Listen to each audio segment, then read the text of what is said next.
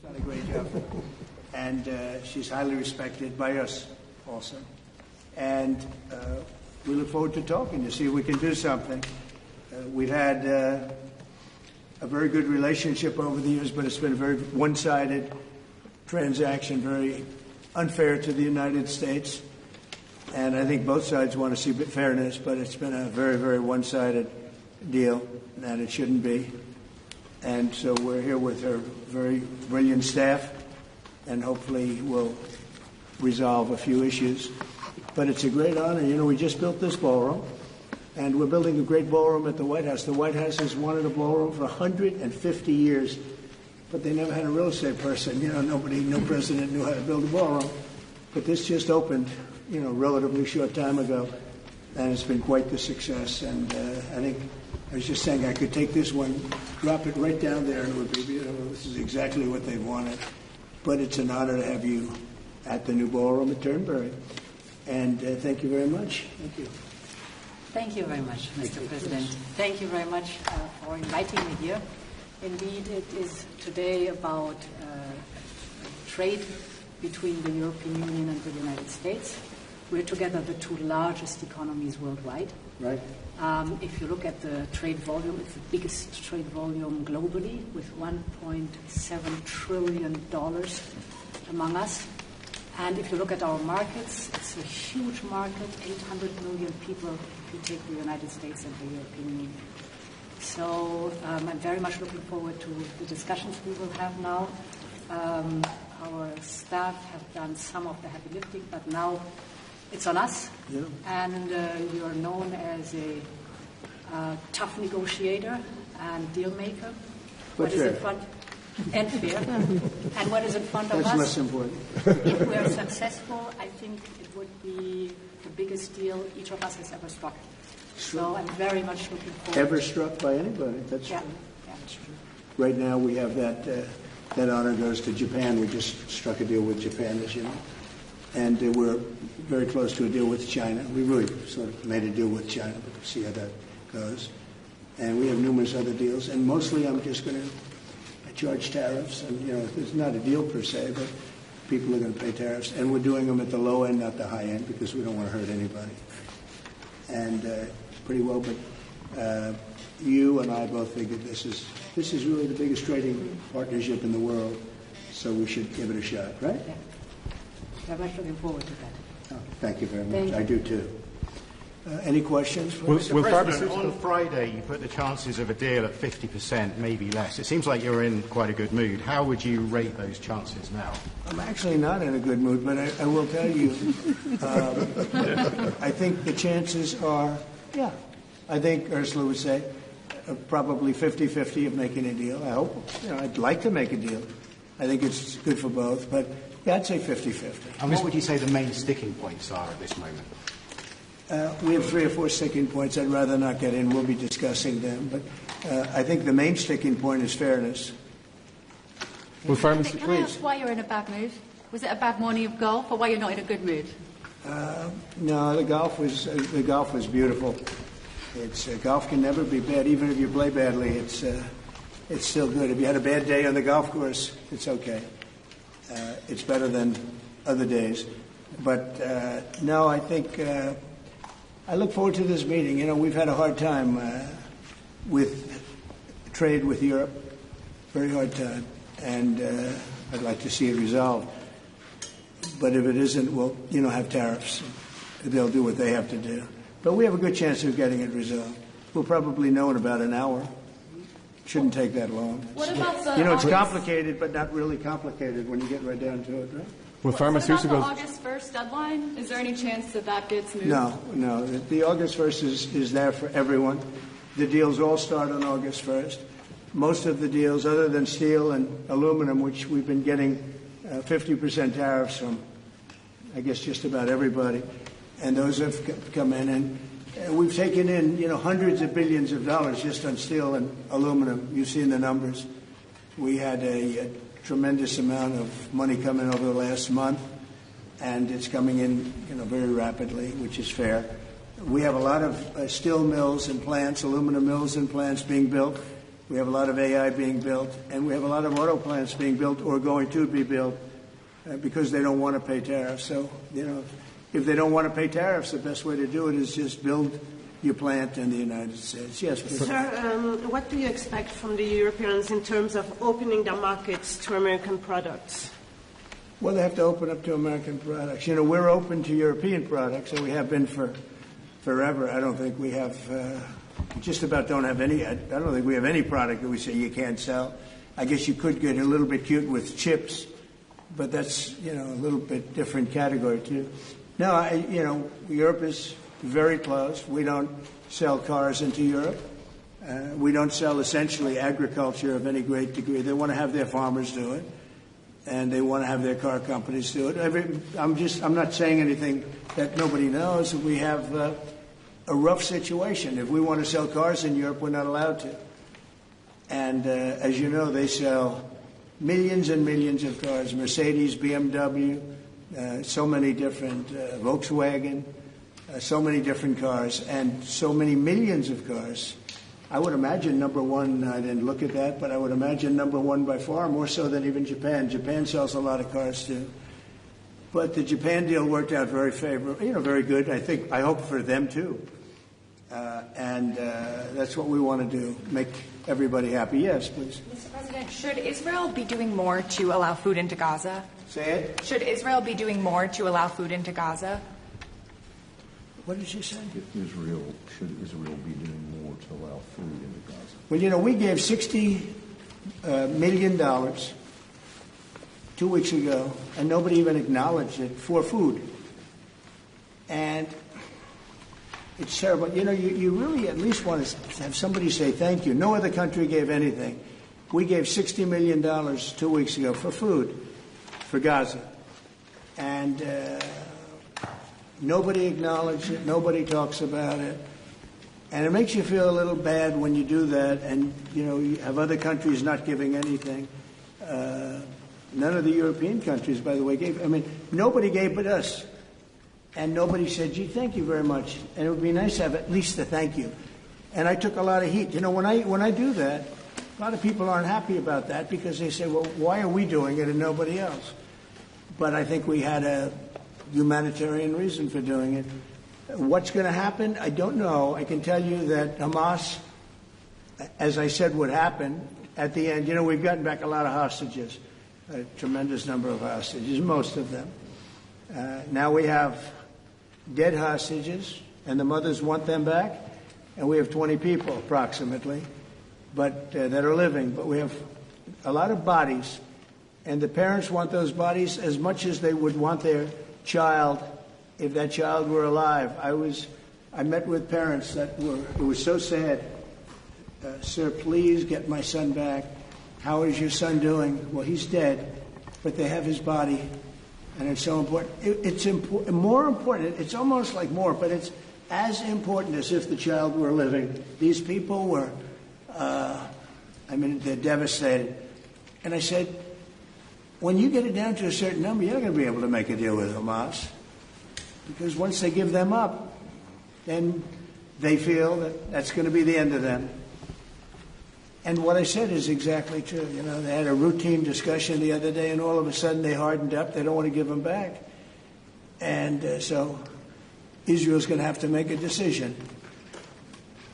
I know what I do, but I don't think it's appropriate that I say, but Israel's going to have to make a decision.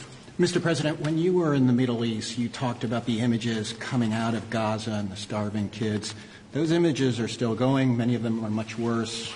Thinner children, starving. What do you see or feel when you look at those images today? Well, it's terrible. When I see the children, and when I see, especially over the last couple of weeks, and people are stealing the food, they're stealing the money, for the food.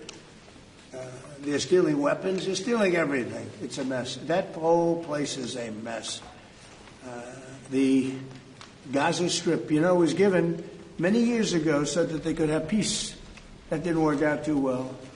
When Israel gave that up, whoever was the prime minister at the time, who I know who it was, but it was not exactly a very clever thing to do, because that was given so that they finally have peace. And it's actually made the situation worse. But we'll see what happens. I think Iran is acting up. I think that we have a lot of people acting. We have Venezuela acting up in a different way. They continue to send people that we rebuff to our border. They continue to send drugs into our country. Venezuela, they've been very nasty, and we can't let that happen. But we have other countries too. We do have, and this is just getting a little off subject, but we have now the safest border we've ever had. And I think in many respects we probably have the most successful. And I say it all the time. Every leader, when I went to NATO the other day, every leader said, you have the hottest country in the world. We have the hottest country in the world now. We're taking in hundreds of billions of dollars. We have the highest stock market we've ever had. We have the best numbers we've ever had. But we have hundreds of billions of dollars pouring into our country. And I think it's the hottest. And by the way, 1 year ago, our country was dead. We had a dead country because of an incompetent president and incompetent Democrats. All they know how to do is talk and think about conspiracy theories and nonsense. If they'd waste their time talking about America being great again, it would be so much nicer, so much easier, be very successful. But we were a dead country, and now we have the hottest country anywhere in the world. Yeah. Any other questions? Mr. President, President Trump, on this particular deal, if you manage to do a deal today, will that be the end of the matter, or could there be more tariffs coming, particularly on pharmaceuticals? No, if we do a deal today with the European Union, that will be the end of it. Yeah, we'll go, I guess, a number of years at least before we have to even discuss it again. No, that would be the end of it. Including pharmaceuticals? And this is the biggest deal. People don't realize this is bigger than any other deal. We have great countries. I'm familiar with many of them. So are you. And this is really the biggest deal. I guess we're the biggest out there, and they're the second. And when we come together, this will be the biggest deal. If that happens, and it could happen, should happen. Okay? Will pharmaceuticals be part of today's deal? No, it won't. Pharmaceuticals will be, could be, we'll do something, but basically pharmaceuticals won't be part of it because we have to have them made in the United States, and we want them made in the United States. And I think it's easy to say, and I think it's important to say pharmaceuticals are very special. We can't be in a position where we're relying on other countries. Now, Europe is going to make pharmaceuticals, drugs, and everything else for us too, a lot. But we're going to have also our own. A question for President von der Leyen, please. Yes. Can you give your assessment of what you feel the chances are a deal of? The President just talked about a 50-50 chance, and the biggest obstacle being fairness. What would you say are those things for you? I think the President is right. We have a 50 to 50% chance to strike a deal. And indeed, it is about rebalancing. So you can call it fairness, You can call it rebalancing. We have a surplus, the United States has a deficit, and we have to rebalance it. We have an excellent trade relation. It's a huge volume of trade that we have together. So we will make it more sustainable. Mr. Trump, can you do better than a 15% tariff rate for the EU? Better meaning lower? Yeah. No. Mr. President, to return to Gaza, you're going to meet the British Prime Minister tomorrow. He's going to ask you to consider again peace talks between Israel and Hamas. Are you now saying there is no point in trying to restart? No, we're meeting about a lot of things. We have our trade deal, and it's been a great deal. It's good for them and good for us, I think. The UK is very happy. They've been trying for 12 years to get it, and they got it, and it's a great trade deal for both. Works out very well. But we'll be discussing that. I think we're going to be discussing a lot about Israel. They're very much involved in terms of wanting something to happen. He's doing a very good job, by the way. Also on Gaza, sir, did you speak with Prime Minister Netanyahu this weekend about getting more aid into Gaza? I talked to him, yeah, I did. I talked to him about a lot of things. I talked to him about Iran. I think Iran's been very nasty with their words, with their mouth. I think they've been very nasty.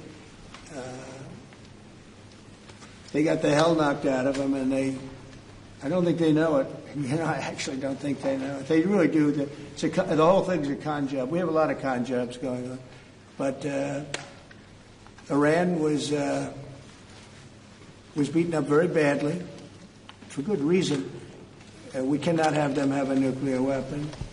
But they still talk about enrichment. I mean, who would do that? You just come out of something that's so bad and they talk about, we want to continue enrichment. Who would say that? How stupid can you be to say that? So we're not going to allow that to happen. We're not allowing that to happen. Did you talk about more aid into Gaza? Will I do more aid? Did you talk to the Netanyahu The about U.S. is going to aid? do more aid for Gaza, but we'd like to have other countries participate. We're going to mention that to the European Union today. That's an international problem. It's not a U.S. problem. It's an international problem. And we're giving a lot of money and a lot of food and a lot of everything. If we weren't there, I think people would have starved, frankly. They would have starved. And it's not like they're eating well. But a lot of that food is getting stolen by Hamas. They're stealing the food. They're stealing a lot of things. You ship it in and they steal it. Then they sell it. On Friday you said that Europe is being crushed by mass migration, and I wondered whether your friends on the other side of the room agree with you on that. Well, I'd let you respond to that if you like. So, we have been working intensively on the topic of irregular migration. And we have, from the very beginning, said that migration is a European challenge that needs a European answer. As Europeans, we will fulfill our international obligations, as we've done in the past, also in the future. But we, as Europeans, are the ones who decide who comes to the European Union and under what circumstances, and not the smugglers and traffickers. That's the principle in which we are working. I will say this, they did ask me when I got off the plane, immigration, Europe has a tremendous problem, and we do too, but we've sealed our borders. We have nobody coming in, and we have hundreds of thousands of people being taken out, and the bad ones first, and I think we're doing a very good job of that. But it literally registered 0 people last month. You probably saw that, nobody. And Europe has a very similar problem. I think they're going to end up in the same place. You might as well go there quicker. And the other thing I say to Europe, we will not allow a windmill to be built in the United States. They're killing us. They're killing the beauty of our scenery, our valleys, our beautiful plains. And I'm not talking about airplanes. I'm talking about beautiful plains, beautiful areas in the United States. And you look up and you see windmills all over the place. It's a horrible thing. It's the most expensive form of energy. It's no good. They're made in China, almost all of them. When they start to rust and rot in 8 years, you can't really turn them off. You can't bury them. They won't let you bury the propellers, the props, because there's a certain type of fiber that doesn't go well with the land. That's what they say. The environmentalists say you can't bury them because the fiber doesn't go well with the land. In other words, if you bury it, it will harm our soil. The whole thing is a con job. It's very expensive. And in all fairness, Germany tried it, and wind doesn't work. You need subsidy for wind, and energy should not need subsidy. With energy, you make money. You don't lose money. But more important than that is it ruins the landscape. It kills the birds.